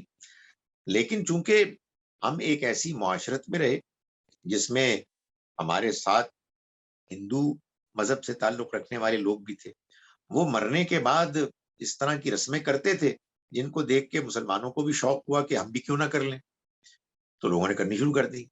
تو اب وہ مسلمانوں کے رسموں کا بھی ایک حصہ بن گیا ہے یہ طریقہ. اور جنہوں نے یہ طریقہ شروع کیا وہ کوئی ہوں گے ہمارے پردادا کے بھی پردادا شاید، لیکن اب وہ ہمارے آباء و اجداد کا ایک طریقہ چل پڑا ہے. تو لوگ کہتے ہیں ہم اپنے آباء و اجداد کا طریقہ نہیں چھوڑ سکتے. تو اس طرح سے مسائل ہوتے ہیں. انسان شیطان کے جو بھی وار ہیں، چالیں ہیں، ان کی زد میں ہوتا ہے اور پھر وہ صحیح بات کو سمجھنے سے انکار کر دیتا ہے، وہ ضد میں آ جاتا ہے، وہ جھگڑنے لگتا ہے. آپ مجھ سے سوال پوچھ رہے ہیں کہ دین تو اگر پرفیکٹ ہوتا تو ایسا نہ ہوتا. کیا آپ کو کبھی تجربہ نہیں ہوا کہ آپ لوگوں سے بات کر رہے ہیں، دیانتداری کے ساتھ کر رہے ہیں، صحیح بات پیش کر رہے ہیں، لیکن وہ آپ کی ایسی کی تیسی کرنے کے لیے تیار ہیں اور آپ کی بات سننے کے لیے تیار نہیں ہے. تو اصل میں لوگوں کی خواہشات ہوتی ہیں، لوگ روایات کو اہمیت دیتے ہیں اور اس کے نتیجے میں یہ ہوتا ہے کہ پھر دین اپنی اصل شکل میں تو الحمدللہ موجود ہے، قرآن میں ہے، سنت میں ہے، لیکن دین کے اختیار کرنے کے کئی رنگ ہیں جو آ گئے ہیں. جیسے ابھی پچھلے سوال ہی میں یہ بات آئی تھی کہ بہت سے لوگ پیغمبر صلی اللہ علیہ وسلم کے علاوہ اوروں کو بھی مانتے ہیں. تو ظاہر ہے کہ اب یہ کیا چیز ہے؟ یہ لوگوں کی خواہشات ہیں، لوگوں کے بعد کے زمانے کے وہ غلط رویے ہیں کہ جن کو وہ اس وجہ سے اختیار کیے ہوئے ہیں کہ اللہ نے ان کو آزادی دی ہے. اپنی آزادی سے صحیح بات کو مانے یا اپنی آزادانہ مرضی سے غلط بات کو مانے. جی نیکسٹ کوشچن ہے مریم گیلانی صاحبہ کا. آپ کائنڈلی اپنا مائک انمیوٹ کر لیجیے اور اپنا کوشچن کر لیں. Thank you. جی مریم گیلانی صاحبہ. جی سر، جب بھی کوئی پیغمبر جب اللہ تعالیٰ نے بھیجے تو مطلب وہ دین میں ایک بگاڑ آ چکا تھا، تو اس کی مخالفت جو ہوئی تو کچھ سمجھ میں بھی آتی ہے. چلے کچھ لوگوں نے جان بوجھ کے کیا اور کچھ انجام. لیکن اب جب کہ ہمارے پاس قرآن بھی ہے، سنت بھی ہے، تو دین کو پھیلانا تو ایک بہت بڑی بات ہے. جیسے ابھی آپ نے خود بھی کہا کہ آپ کوئی صحیح بات کرتے ہیں تو ابھی آپ کو مخالفت کا سامنا کرنا پڑتا ہے. ایسا کیوں ہوتا ہے اور اس میں ہم پھر کریں کیا؟ پھر دوسری بات یہ کہ اگر صرف یہ تو پھیلانے کی صرف بات الگ ہے, صرف سیکھنے پہ جب کوئی ہم میں سے کوئی سیکھنا چاہ رہا ہوتا ہے, تھوڑا بڑی ایج میں آ جاتے ہیں ایسے, تو اس پہ بھی اعتراض ہوتا ہے کہ اب یہ کیا مطلب اب کیا سیکھ رہے ہیں, اب یہ کیا پڑھیں, ان کو کیا ہو گیا, پاگل ہو گئے, اس طرح کی. تو اس چیز پہ آپ کیا کمنٹ کریں گے؟ کیوں ہوتا ہے ایسا, یہ تو میں اس کا جواب دے چکا. اس لیے ہوتا ہے کہ اللہ اس دنیا میں تمام انسانوں کی آزمائش کر رہا ہے کہ ان میں سے کون لوگ ہیں کہ جو سچائی کو جاننا چاہتے ہیں اور کون لوگ ہیں کہ جو سچائی کو نہیں جاننا چاہتے. سچائی کو جاننے کے لیے یہ ضروری ہوتا ہے کہ انسان یہ طے کرے کہ میں سچائی کو جانوں گا, چاہے اس کے نتیجے میں کچھ بھی ہو جائے, میں کمپرومائز نہیں کروں گا. چونکہ بہت سے لوگ اس کا حوصلہ نہیں کرتے, یا تو انہیں دلچسپی کوئی نہیں ہوتی. اکثر تو ایسے ہوتے ہیں, وہ کہتے ہیں بھائی چلو بھائی جیسے رواج ہے ایسے ہی کرو, کیوں لوگوں کی مخالفت مول لے رہے. اور بعض ایسے ہوتے ہیں کہ جو نہیں جاننا چاہتے, ان کو جو دین سے ہٹ کر انحراف والی شکلیں ہیں ان میں فائدہ نظر آتا ہے اور اسی کے بارے میں ان کے جذبات بن جاتے ہیں. وہ اپنے جذبات اور تعصبات کے حدود سے, تنگنائی سے باہر نکلنے کے لیے تیار نہیں ہوتے. تو یہ تو ہوئی پہلی بات کہ ایسا کیوں ہوتا ہے. آپ کیا کریں, آپ ڈٹ جائیں, آپ یہ فیصلہ کر لیں کہ آپ نے تو سچ بات ہی کو سمجھنا ہے, سچ بات ہی کو ماننا ہے, سچ بات ہی کو پھیلانا ہے. آپ کہیں گی کہ یہ تو بہت مشکل ہے. نہیں, آپ نے سچ بات کو اتنا ماننا ہے, اس طریقے سے ماننا ہے جتنا آپ کے لیے ممکن ہے. اگر آپ لوگوں کے سامنے اعلان کر کے کر سکتی ہیں بہت اچھی بات ہے, ورنہ خاموشی سے کریں. تو اس میں بڑے درجات ہوتے ہیں. جب آپ یہ محسوس کریں کہ آپ کے صحیح بات کے کرنے کے نتیجے میں بجائے اس کے کہ لوگ بات سنیں, لوگ رد عمل کا شکار ہو رہے ہیں اور آپ کے لیے بھی اپنی بات کو ماننا اور اس پر قائم رہنا مشکل ہو رہا ہے, خاموشی اختیار کریں. جس کو بات سمجھ میں آ رہی ہے بس اس سے بات کریں. قرآن مجید کہتا ہے فذکر ان نفعت الذکر, آپ یاد دہانی کرائیں اگر یاد دہانی کرانا فائدہ مند ہو. اللہ تعالیٰ فرماتے ہیں ادعو الی سبیل ربک بالحکمہ, تم اپنے رب کے راستے کی طرف بلاؤ حکمت کے ساتھ. سو سیکھنے سے تو آپ کو کوئی بھی نہیں روک سکتا. اس کی وجہ یہ ہے کہ یہ تو آپ کا اپنا ذاتی داخلی عمل ہے.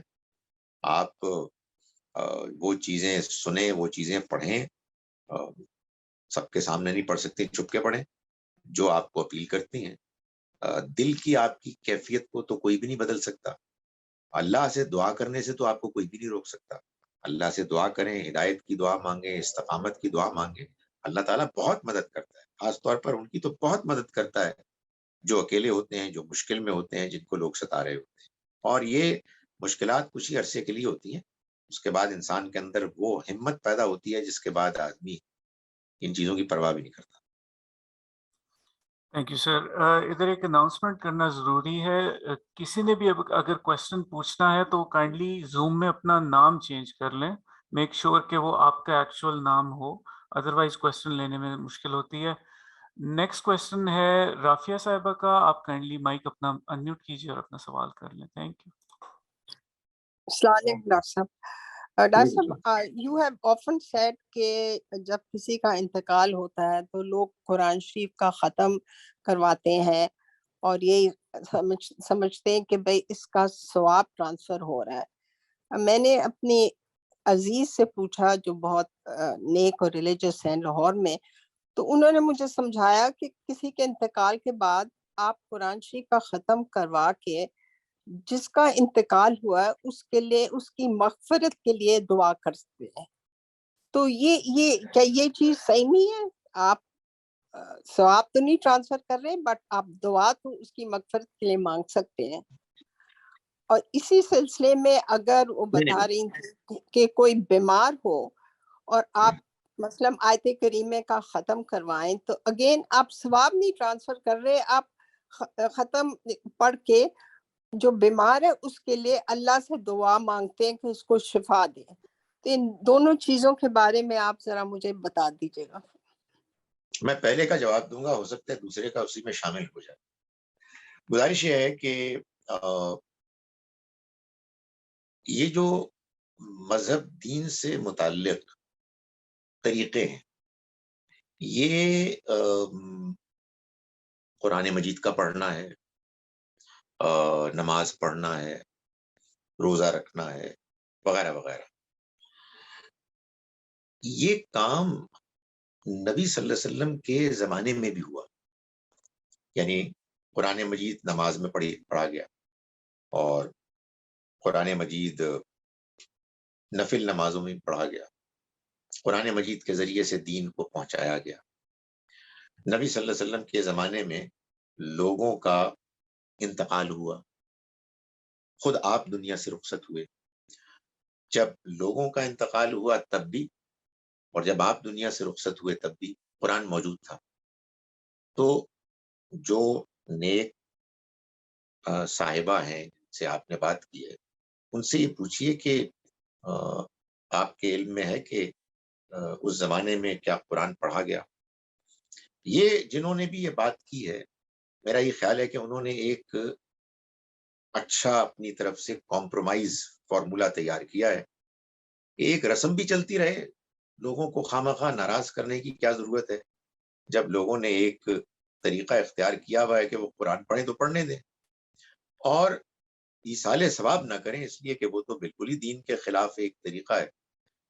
मुझे उससे अदब के साथ इस तरीके से इख्तलाफ है, इसलिए कि हम दीन मजहब के मामले में कोई अपनी कॉमन सेंस की बेसिस पे राय नहीं कायम कर सकते, बल्कि हमको स्ट्रिक्टली ये देखना है कि नबी सल्लल्लाहु अलैहि वसल्लम के अपने अमल से क्या चीज हमारे सामने आती है, आपने हमें क्या दीन दिया। हम जब नमाज जनाजा पढ़ लेते हैं उसमें हम दुआ करते हैं, हम दफनाने के बाद दुआ करते हैं, बाद में दुआ कर सकते हैं।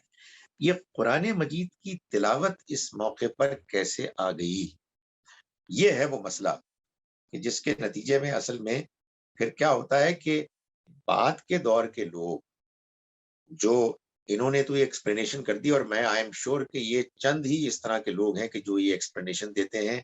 अजीम अक्सरियत मुसलमानों की यही समझती है कि ये कुरान मजीद ईसाले सवाब के लिए पढ़ा जा रहा है।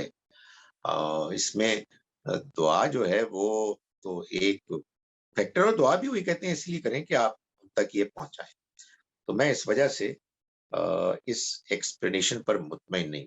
बाकी उम्मीद है कि दूसरे सवाल का जवाब भी इसमें आ गया होगा। सवाल हम एक ही लेते हैं। Thank you sir. ये नेक्स्ट क्वेश्चन आईफोन आपका मैं क्वेश्चन इस दफा ले लेता हूँ, अगली दफा काइंडली आप अपना नाम बदल लीजिएगा, आप अपना माइक अनम्यूट कर लीजिए और अपना सवाल कर लें। Thank you.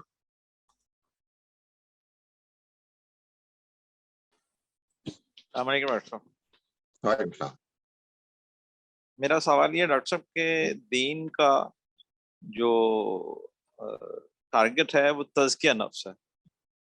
क्या अल्लाह ताला क़यामत के रोज ये सवाल भी कर सकते हैं कि जो पोटेंशियल मैंने तुम्हें दिया था, वो सलाहियतें वो तुमने पूरी तरह क्यों इस्तेमाल नहीं की? इस बारे में ये सवाल हो सकता है, या इसका मेरे निजात जो है वो तज़किया नफ्स के ऊपर ही होगी? देखिए, हमारी शख्सियत के कई पहलू हैं, लेकिन खास आपके सवाल के पॉइंट ऑफ व्यू से देखा जाए तो हमारी शख्सियत के दो हिस्से हैं। एक वो है कि जिसका ताल्लुक अल्लाह और आखिरत के साथ ताल्लुक से, जिसका ताल्लुक नेकी के अमाल से है, और हमारी शख्सियत का एक दूसरा हिस्सा वो है कि जिसका ताल्लुक दुनिया से है, दुनिया में अच्छी जिंदगी गुजारने से, दुनिया में कंट्रीब्यूशन करने से। जहां तक ये दूसरा पहलू है शख्सियत का, इसके लिए अल्लाह ताला ने इंसान को खुद बहुत पोटेंशियल दिया है, मोटिवेशन दी है, अर्ज दी है انسان اسی لیے ہاتھ پیر مارتا ہے, کماتا ہے, کھاتا ہے. ظاہر ہے کہ ہمارے ساتھ, سب کے ساتھ ضرورتیں لگی ہوئی ہیں. چنانچہ اس کے بارے میں اللہ تعالیٰ نے ہم کو کوئی الگ سے دین میں ہدایات نہیں دی, سوائے ان ہدایات کے جس میں یہ بتایا ہے کہ جب تم اپنے اس اندر کی ارج کو, آپ میں سے جو سوال کرے نا وہ پھر میوٹ کر لیا کرے, کیونکہ وہ آوازیں آپ کی پھر آ رہی ہوتی.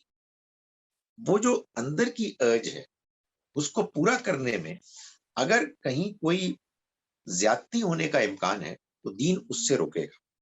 البتہ جو معاملہ ہے اللہ, آخرت, نیکی, عبادت, اس سے متعلق, یہ دین کا دائرہ ہے اور یہ شخصیت کا وہ پہلو ہے کہ جس میں انسان دین سے رہنمائی حاصل کرتا ہے. البتہ یہ ضرور ہے کہ بہت سے مذہبی لوگ چونکہ دین کا وہ نقطۂ نظر اختیار کیے ہوئے ہوتے ہیں جس سے دنیاوی جو انسان کے اندر ایک موٹیویشن ہوتی ہے آگے بڑھنے کی, اس کو خامخواہ روک دیتا ہے. اس وجہ سے بہت ایسا ہوتا ہے کہ انسان یہ محسوس کرتا ہے کہ یہ جو مذہبی لوگ ہوتے ہیں یہ دنیا میں ایکسل کرنے کے لیے تیار نہیں. مذہبی انسان دنیا میں ایکسل کرے گا اگر ایک شخص جو اللہ کو, آخرت کو ماننے والا, اللہ کا عبادت گزار بنتا ہے اور وہ اچھا سائنٹسٹ بن سکتا ہے تو اسے اچھا سائنٹسٹ بننا چاہیے. آپ نے یہ پوچھا کہ اگر وہ اچھا سائنٹسٹ بن سکتا ہے لیکن اس کے باوجود نہیں بنتا تو کیا اس کا مواخذہ ہوگا؟ بل ڈیپینڈ کرتا ہے کہ کیا یہ مورل ایشو بن جائے گا. بعض اوقات بن سکتا ہے. آپ یہ محسوس کرتے ہیں کہ آپ کے معاشرے, سوسائٹی میں بہت سے ایسے پرابلم ہیں کہ جن کو اگر آپ سائنس میں ایکسل کریں, ٹیکنالوجی میں ایڈوانسمنٹ کریں تو آپ کے وہ پرابلمس حل ہو سکتے ہیں. اور ایک شخص اس کی طرف توجہ نہیں کرتا باوجود اس کے کہ اس کے پاس اس کا پوٹینشل ہے, تو کم سے کم یہ کہا جا سکتا ہے کہ وہ ایک بہت بڑی نیکی سے اپنے ہاتھ کھینچ رہا ہے.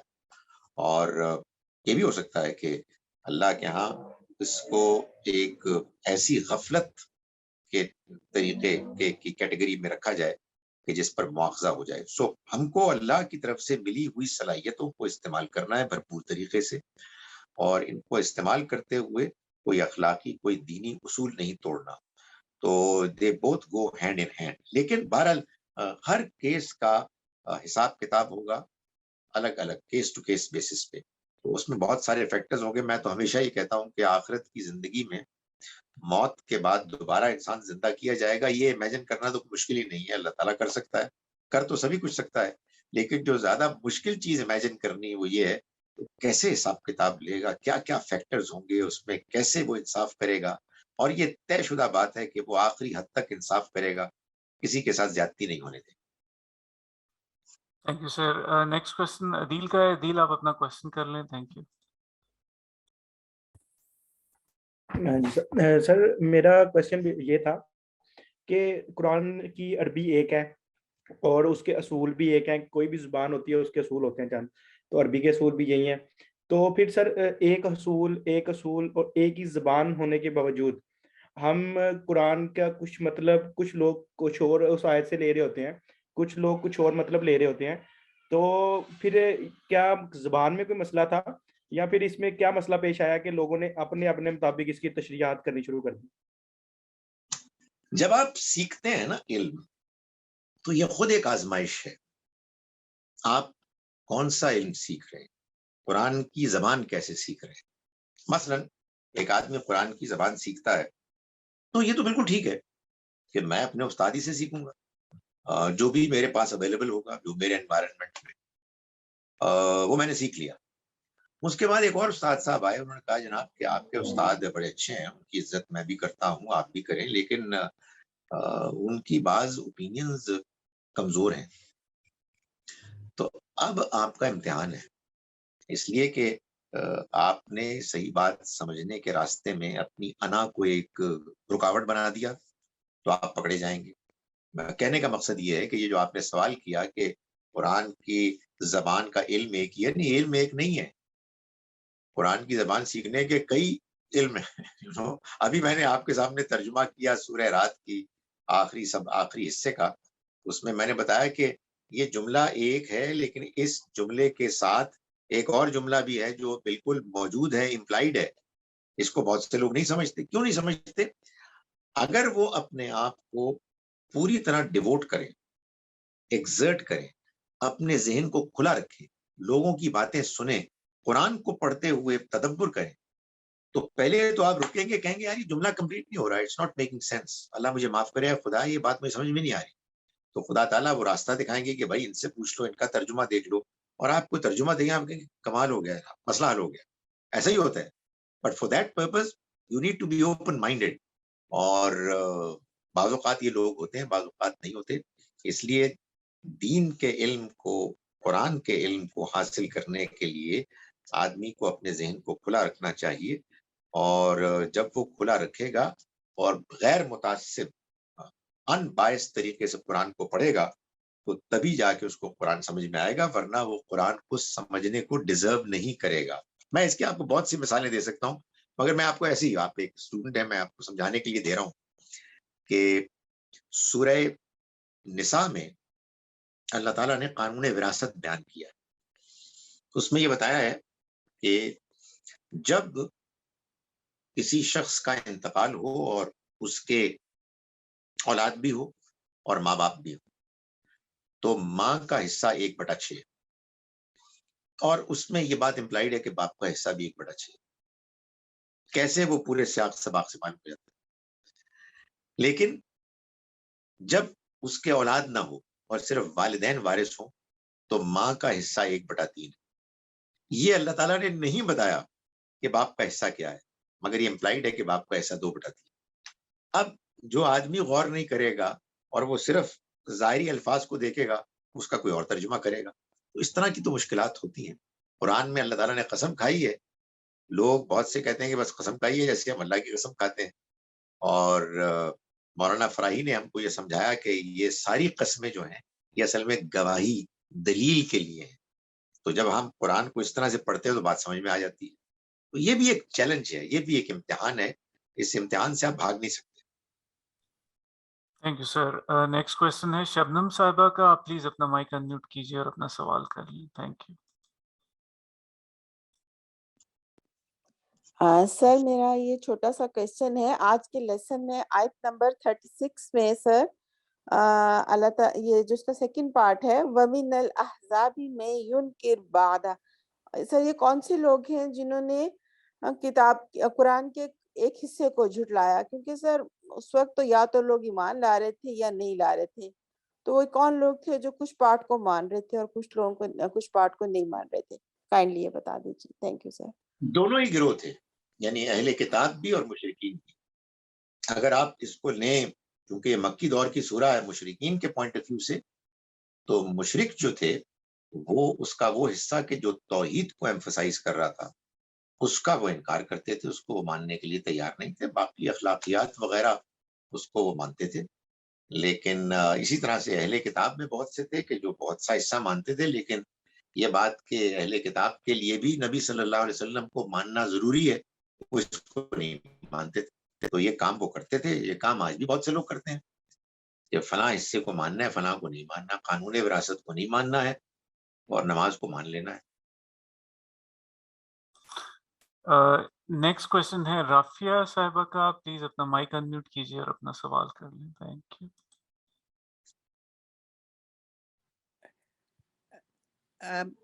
Can you hear me?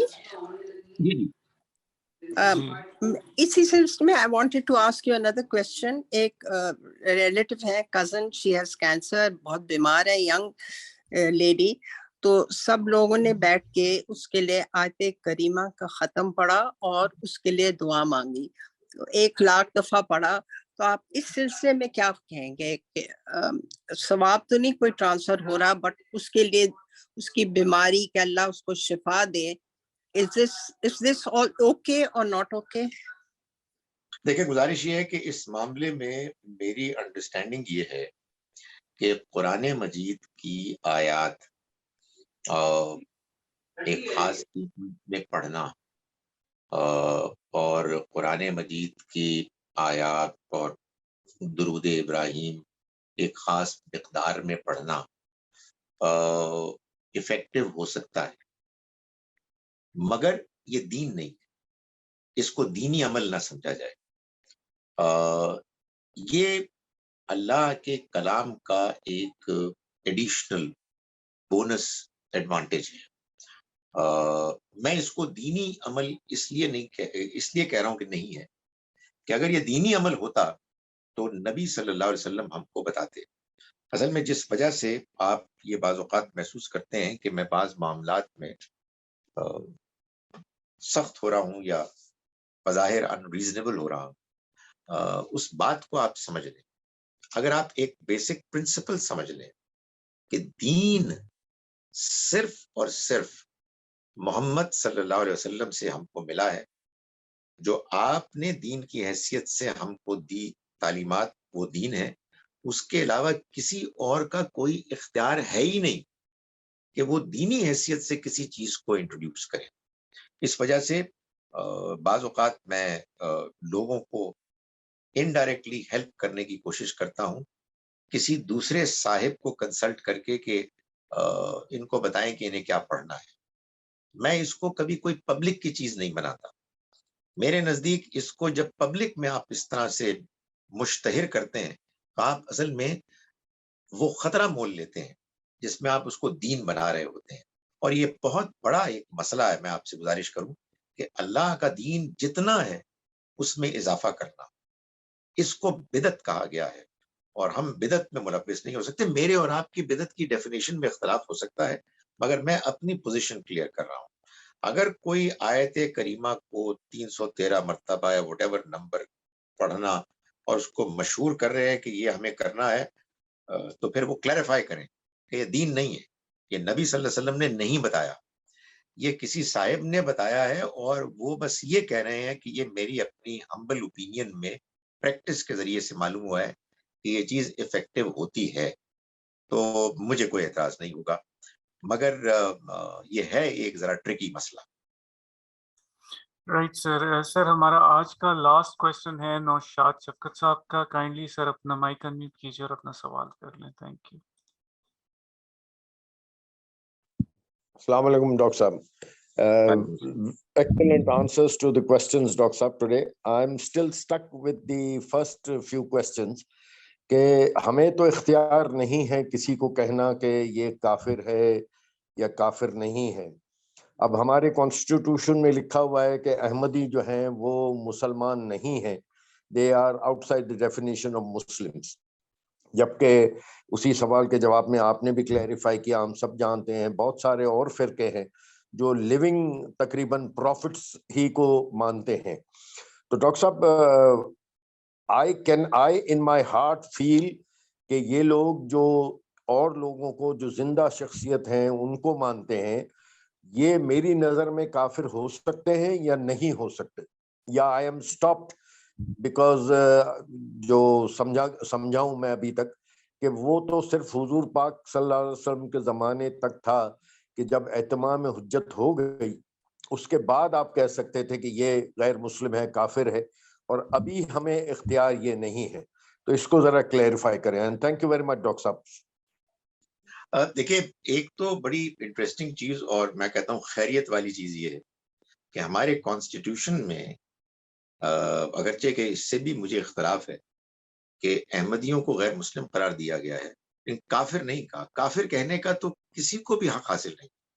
यानी मैं तो किसी एथीस्ट को भी काफिर नहीं कह सकता, इसलिए कि किसी को काफिर बनाने के लिए आपको अल्लाह मियां होना जरूरी है। ये तो अल्लाह ही जानता है कि किसको बात समझ में आ गई और उसने जानबूझकर इनकार किया। तो वो तो आप सवाल एक तरफ रखें, कोई शख्स भी इस दुनिया में किसी दूसरे को काफिर नहीं कह सकता।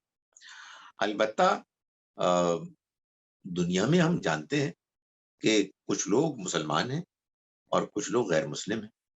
तो आप लोग कहते हैं जी कि मुसलमान कौन है और गैर मुस्लिम कौन है। इसकी बड़ी सादा सा इसका जवाब ये है कि जो अपने आप को मुसलमान कहता है वो मुसलमान है, और जो अपने आप को मुसलमान नहीं कहता वो गैर मुस्लिम है। As simple as that.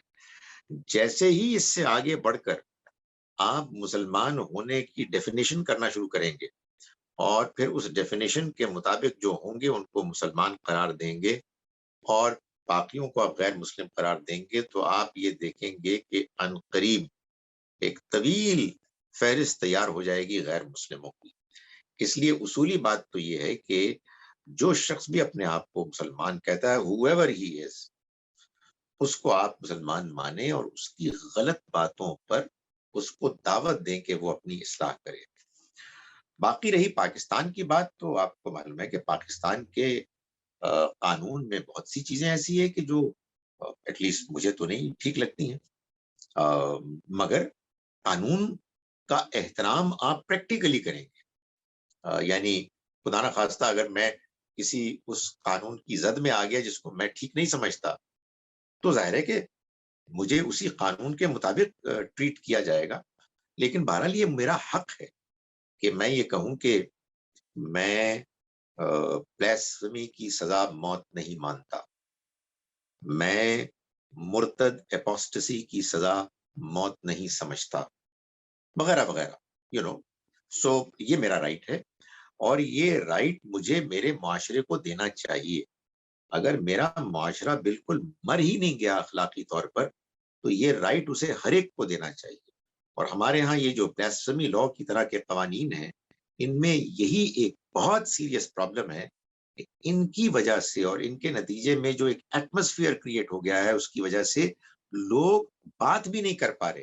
او بھائی، اگر تو اللہ کے پیغمبر نے آ کے کوئی بات بتا دی ہے تو وہ تو بات حرف آخر ہے، لیکن اگر انسانوں نے کوئی چیز طے کی ہے تو اس میں ڈیبیٹ ہمیشہ جاری رہنی چاہیے. تو مختصر بات یہ ہے کہ جو بھی اپنے آپ کو مسلمان کہے گا، میں اس کو مسلمان مانوں گا، میں انکار نہیں کروں گا.